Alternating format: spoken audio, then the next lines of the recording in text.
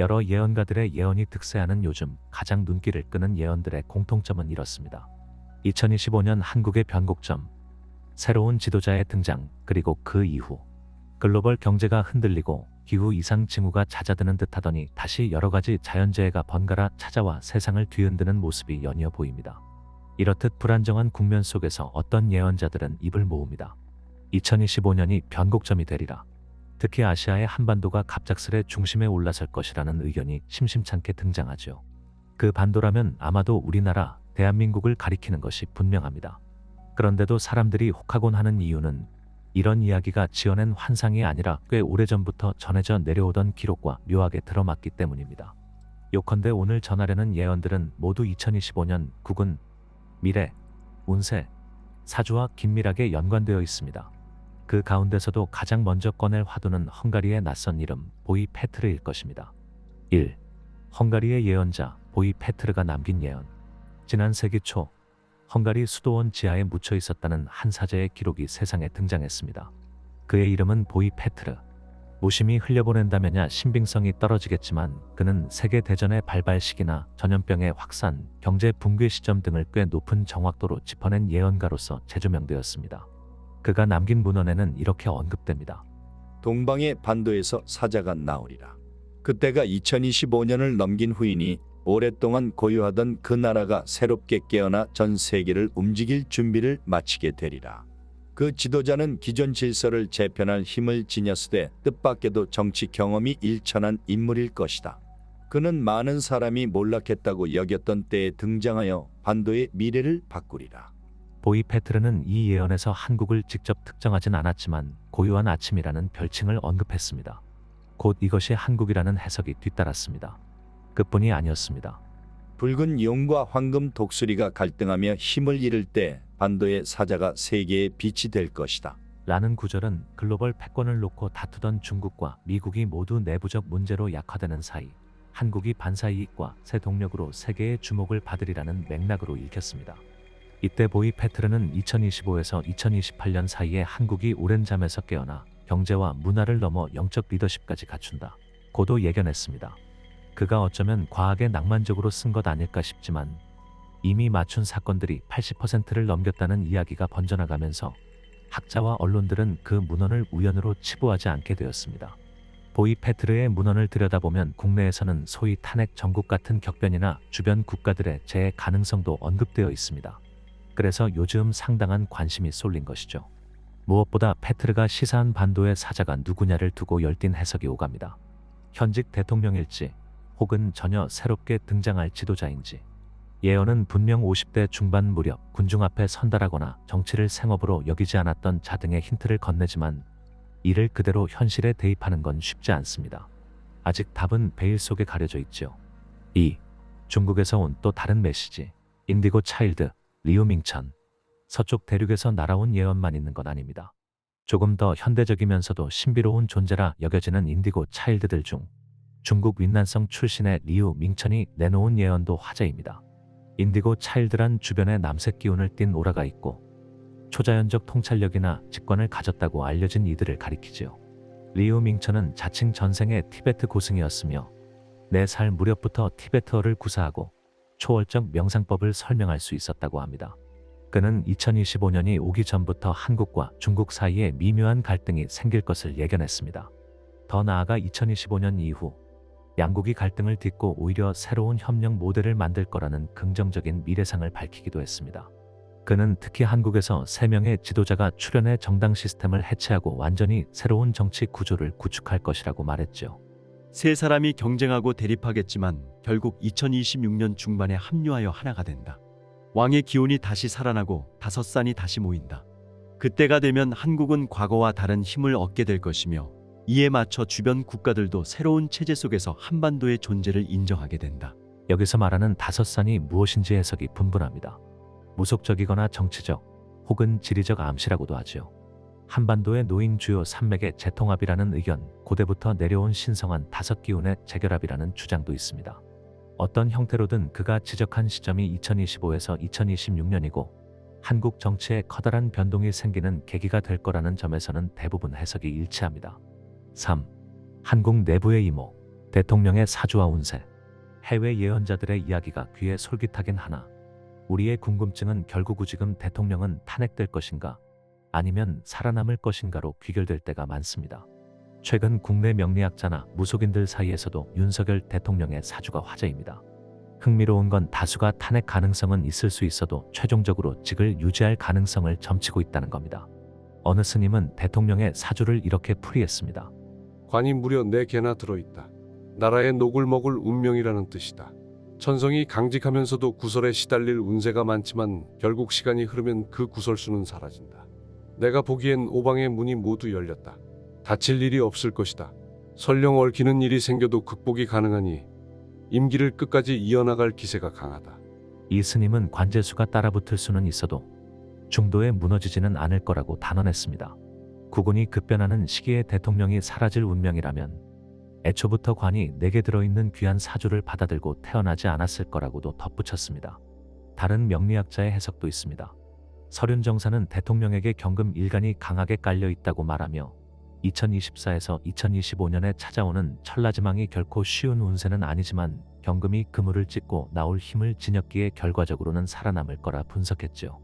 말하자면 사주의 구조상 큰 장애물이 닥치긴 하되 그것이 대통령직에서 완전히 내쫓길 수준의 파탄으로 귀결되지 않을 공산이 크다는 것입니다. 4. 정감록과 노스트라다무스 그리고 기타 전승. 한국 민간에서 오랫동안 비결서로 전해진 정감록에도 2025년과 관련한 이야기를 연계하는 해석이 존재합니다. 정감록은 원래부터 진인이 나타나 세상 질서를 바꾼다는 주제를 다수 포함하고 있습니다. 실제 텍스트에는 연도가 명시되어 있지 않으나 수백 년간 구전되면서 수많은 설이 덧붙여졌습니다. 그 중에는 정확한 시기가 2025년, 2026년 부근일 것이다라 말하는 이들도 있죠. 서양 쪽에서는 노스트라다무스가 동방에서 법을 지키는 자가 서구 세계에 큰 변동을 일으킬 것이라 예언했다고 전해지지만 이는 해석상의 문제이기도 합니다. 수많은 역사가와 번역가들이 이 구절을 놓고 다른 의견을 내놓고 있기 때문이지요.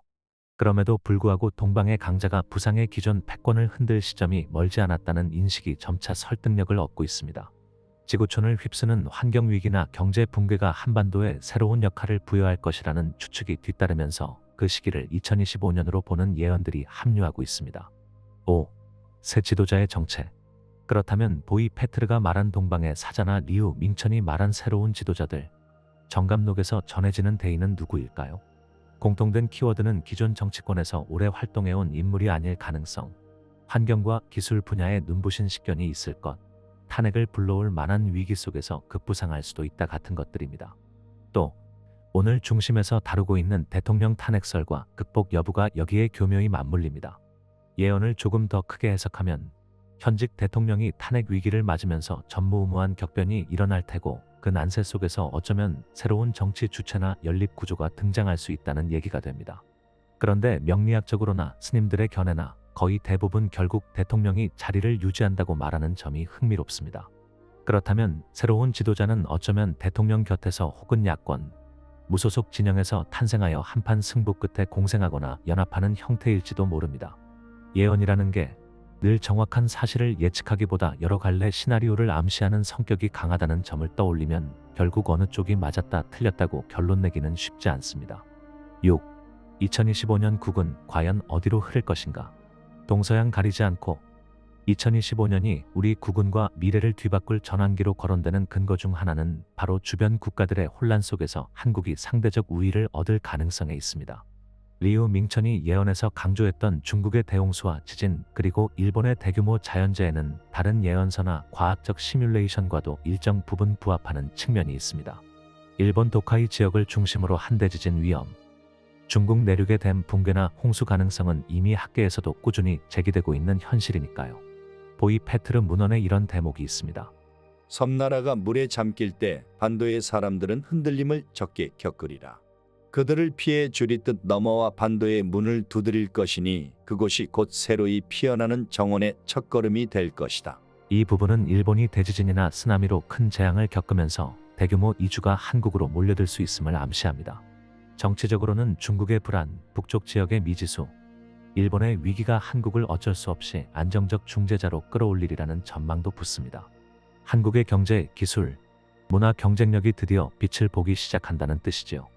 그래서 2025년이 지나면 불안과 기회가 맞물려 폭발하는 시점이 될 거라는 분석이 이어집니다. 7. 탄핵 불가와 새로운 시대라는 결론.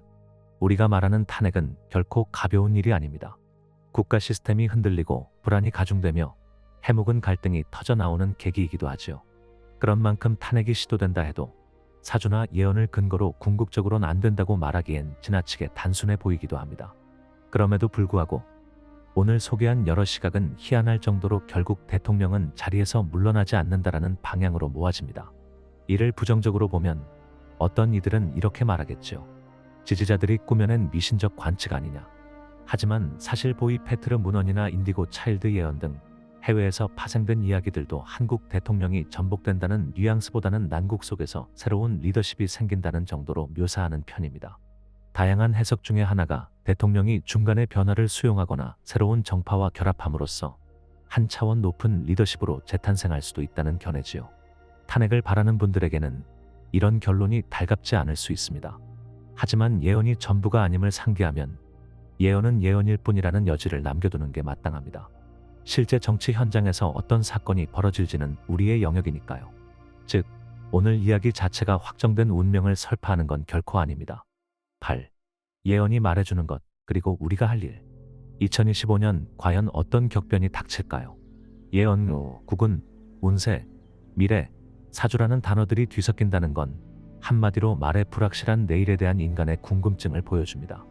보이 페트르, 리우 밍천, 정감록, 노스트라다무스, 그리고 국내 무속인과 명리학자들까지 그 메시지를 모으면 사실상 결론은 하나로 좁혀집니다. 한국이 대전환의 주인공이 될 가능성이 높다. 2025년이 그 시발점이다. 대통령의 운세는 급격한 폭풍을 맞이하나 쉽게 퇴장하지 않는다. 한 스님은 이렇게 말했습니다. 기존 뿌리가 흔들릴 때 사람들은 낯선 존재를 갈망한다.